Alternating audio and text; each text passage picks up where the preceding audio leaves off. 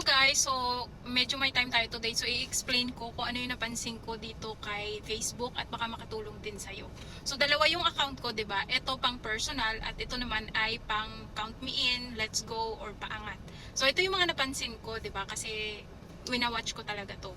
Kung paangat ang iyong account, yung let's go, count me in, resbakan, dapat yung loob ng timeline mo is about count me in, let's go. Hindi mo siya pwedeng ihalo sa kung ano-anong content kasi nasisira yung algorithm.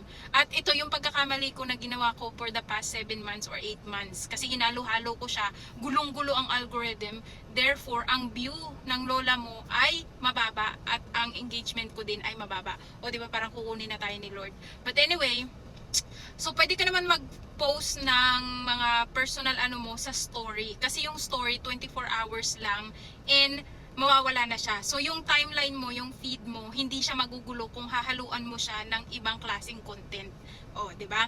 Tapos ito namang personal ko na account na kung ano-ano na ang gulo nito talaga, as in kung ano-anong ina-upload ko dito, kung anong maisipan ko, 'di ba? Gulong-gulo siya. Therefore, wala siyang algo. Mahina rin ang comment niya, mahina rin ang views niya kasi ang gulo-gulo talaga. Kasi kung a day in my life yung content mo, dapat yung mismong timeline mo, puro a day in my life or vlog o kaya naman exercise kung puro siya workout, dapat lahat siya workout. Tapos pwede mo siyang haluan, siguro pa isa or dalawa, unless na lang, napansin ko ito sa big content creator, unless na lang meron ka na talagang malaking audience, malaking following, then okay lang na paminsan-minsan mag let's go ka, pero kung ano talaga yung content mo, dapat yun. Kung funny yan, lahat yan funny video. Dapat yung mismong feed mo, hindi siya magulo. Tapos ang napansin ko sa count me in and let's go, balik ulit tayo dito sa kabila, at least gawin mo siya ng 2 months na consistent. Ako wala pang 1 month mula nung bumalik ako sa count me in, siguro 1 month and a half pa lang. Pero nakikita ko na yung angat nung account ko, mabilis yung following, mabilis yung comment, mabilis yung view, tapos medyo may nagba-viral na tayong video, 'di ba? So dapat consistent yung feed mo. Kung exercise yan, puro exercise yan.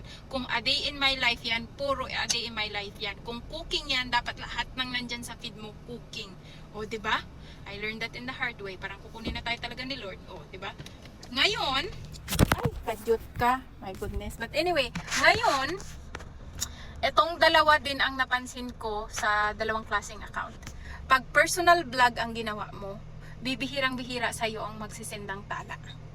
Mostly, kung meron ka ng audience or meron ka na talagang solid followers, ang maano mo lang views at saka engagement na about dun sa video mo. Pero bihirang-bihira ang magsisend sa'yo ng tala.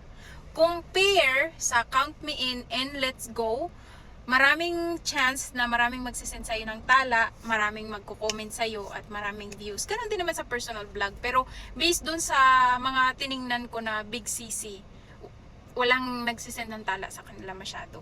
Mostly nagko-comment lang yung mga solid followers nila about dun sa content na ginawa nila. O, 'di ba? So, ang masasabi ko lang dito sa inyo, mamili na lang kayo kung alin ang gusto nyo, kung count me in na content. Ang ano lang talaga sa count me in, sobrang nakaka-bored siya kasi paulit-ulit yung sinasabi mo. As in, para kang sirang radyo. Ulit-ulit yung sasabi mo, let's go, count me in, resbakan. Ulit-ulit yan, be. Walang iba, hindi katulad sa personal na pwede mo siyang laruin, pwede mo siyang iba-ibang i-post mo dyan. Yun nga lang, walang magsisend sa'yo ng tala or kung meron man, bibihira. Tapos, dapat talaga meron ka ng solid followers talaga at saka solid viewers. O, viewers and followers at iisa, diba? But anyway, yan lang. Mamili kayo dyan. Ngayon, pag namili na kayo dyan, kung alin talagang gagawin nyo, personal vlog or count me in, dapat yung feed nyo, yung mismong harapan ng Facebook nyo, hindi yan mahaluan ng ibang content. May nakikita ako mga kapwa natin kasisi na mga talagang sobrang sisipag. Makikita ko sila nag-count me in, mga 2 araw, 3 araw nagka-count me in sila. Tapos sumunod na araw nagpo-post sila ng ibang bagay kung anak nila yon or ginagawa nila. Nagugulo yung algorithm, be. Kaya hindi na pupush yung iyong video. Versus 2 months, i-mark mo talaga itong araw na ito magka-count me in ako. And then, ano ko ng 2 months. Wala kang ibang ipopost kung hindi count me in, let's go. Tapos mga picture na about sa count me in and let's go. Makikita mo ang pinagkaiba niya. Ngayon, itry natin sa regular vlog. Kasi itong isa kong account na ito, ilalagay ko dito, ito. Ano to, kung anong maisipan ko, kung anong post, anong picture, ano what. Tingnan nyo naman yung mga comment ko dyan at saka mga views ko. 100 ang comment. Diyos ko, wala nga 100 ang view. Ang comment, 10, 2. At ang earning niyan ay $1. Etong count me in ko na isang buwan at kalahati pa lang mula nung ginawa ko siya ulit. Kasi nirambol-rambol ko to nung nagta-travel ako sa Pilipinas. Kaya nagulo-gulo siya. $34 na. Tapos dito may nagsisend ng tala. Dito wala. So mamili na lang kayo. Again, ulitin ko. Kung count me in ang content mo at yan ang gusto mong gawin, dapat yung timeline mo, huwag mong haluan ng kung ano-anong vlog, kung ano-anong mga post o kung ano-ano. Pwede mo siyang i-voice over mo, pero do sa voice over mo, about count me in and let's go pa din siya. O, diba? O, yan lang masasabi ko. Bye!